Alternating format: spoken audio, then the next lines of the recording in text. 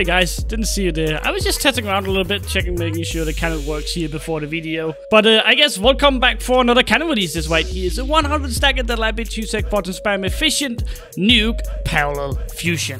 And today we're going to comment a little bit more into how this cannon works here and talk a little bit more about that. But as you saw, the cannon works perfectly.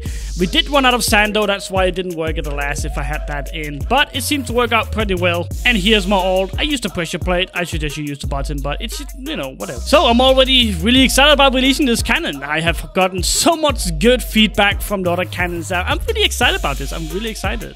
I did see some comments on how you could water this cannon right here. Well, there's a watered version right under the one you just download. It's pretty much just called download with water, and then you get this right here and you know exactly how to water it. Today we're going to talk about efficient nuke and how that works and how you can get it work on your own cannon as well. Efficient nuke is pretty much just order of entities. Order of entities is actually pretty simple. Whatever you activate first, whatever you move first is what's going to stack first. So there's different ways to fusion. This right here is where you are using one side of the power to do something and then use the other to something else. This right here is the first power. This is where you would most likely see your sand, your slap bust, and your nuke. This over here is the second power where you're most likely going to see the hammer and the second hammer. The second hammer is also the nuke hammer. So order of entities is pretty simple. So what you need to make sure of when you're making this cannon right here, or anything similar that uses any of this, you have to have order of entities. The system is pretty simple. Order of entities tells you that whatever you activate first is also what stacks first. So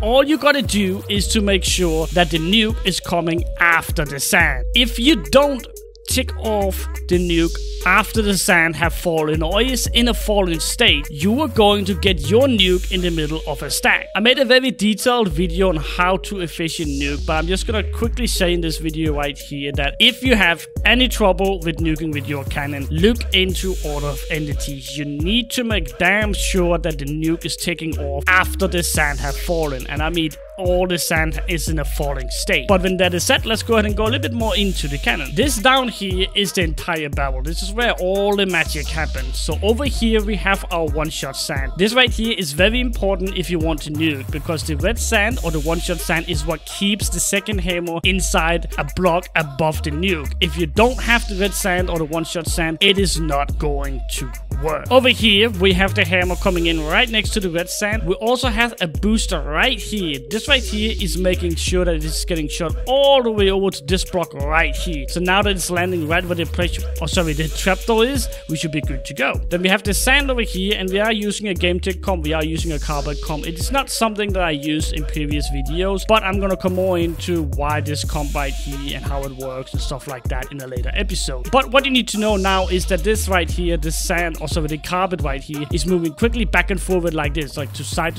right and left, right and left, right and left, and it keeps the sand floating above it. So when that is ready, the booster fires off, move it over here and shoot it to the trapdoor as well. This over here is the nuke. The nuke is also being shot out and is going in boosted by this one right here, which also boosts the sand, getting boosters to the trapdoor, and then the power takes it to the wall. That is quickly a quick overview on how everything works. Over here we have the hammer. You can change the text right here, or you can disable it right here.